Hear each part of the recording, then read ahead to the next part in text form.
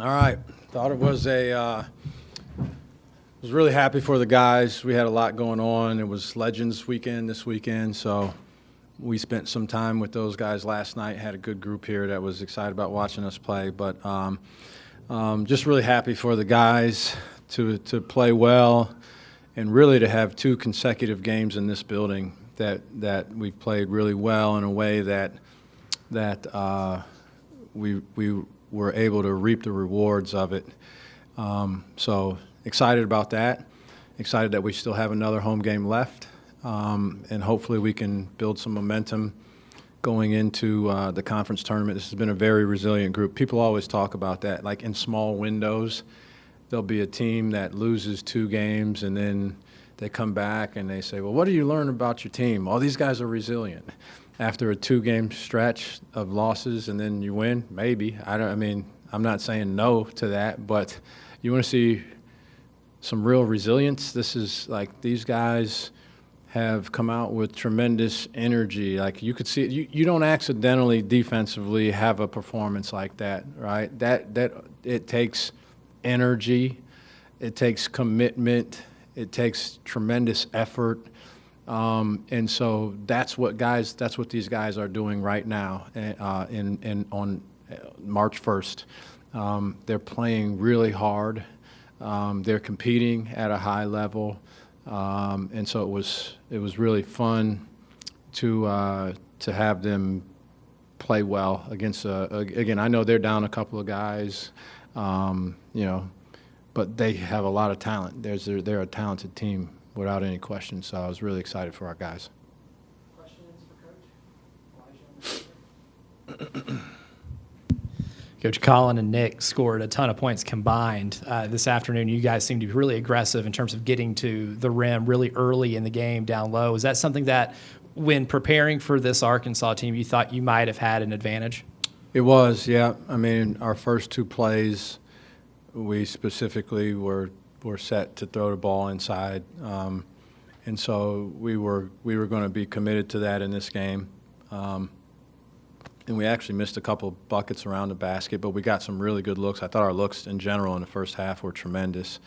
But that was a point of emphasis in this game. It's kind of been who we are most of the season, is that it starts from the inside for us generally. But just in this game with a couple of matchups, we specifically said we're not going to fool around. We're not going to finesse it. We're going to come right out and just try to throw the ball inside early, and then try to do that as often as we could. And fortunately, we had some good success with it. We made some good passes and catches, and we made some strong moves around the basket, and we're able to get some things to go for us that way. Alex on the radio. What were some things defensively that you saw that led to success really in that first half and being able to carry it over into that second half? Yeah, I mean, a couple tremendous effort, but we've had other games where I thought our effort was good and we didn't yield the results. But it was not only tremendous effort, it was, all right, here's what we're trying to do. Here are some things that we've been talking about. I think anyone that's listened to these press conferences or anything on the radio or my radio show, you've heard me talk about these actions. Most of them are on the defensive end, but not all of them, that you can perform consistently. And if 100 times they happen, you should be in the low to mid 90s on how many times you recognize them and perform them accurately. And today was very, very high. It's on the bench. It's so obvious, and it's not even, forget what the scoreboard is saying or if they're missing shots or whatever that looks like. That's a byproduct of consistently doing these things. I think missed shots are a byproduct of doing these things. And it was just how many times guys were doing, helping early, putting a body on a guy on a block out, getting into a gap, making a KYP, know your personnel decision that was exactly right in line with what the scouting report said. We were lights out in that category defensively.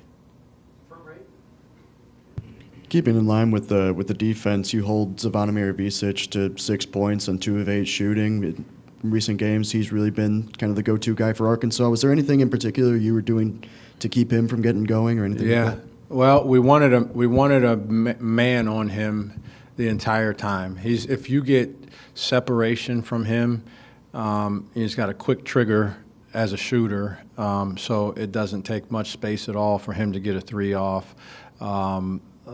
We wanted to have a man on him at all times. So in some of his ball screen situations, we started off switching those just so that we'd have a guy. It'd be a smaller guy, but we'd have a guy on him, and he didn't have space really to operate freely the way that he likes to. And I thought that impacted it well. They have some good sets that they run for him.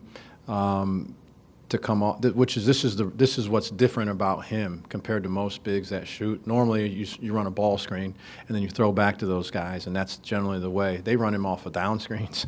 I mean, they got fade screens. They're running fade screens for him. That's hard to do for guys like that, and we did a good job of getting to some of that stuff early in a way where he was not encouraged to shoot, and so you did that early enough that from a confidence standpoint, he didn't see the ball going in, and then because once guys do at this level, it's hard to get them stopped sometimes. But I think the biggest thing was we had a man on a man. We switched some stuff, got a man on him, and then the same thing was with Wagner early on. We thought that both of those decisions made sense. You get a man on Wagner, even if it's not the ideal matchup. It's not the ideal matchup. But you got a man on him versus having him look downhill and see that there's an opportunity for him to attack, because he's really, really good in that. And it's the same thing from the perimeter with Big Z. So I thought both of those decisions worked in our favor tonight.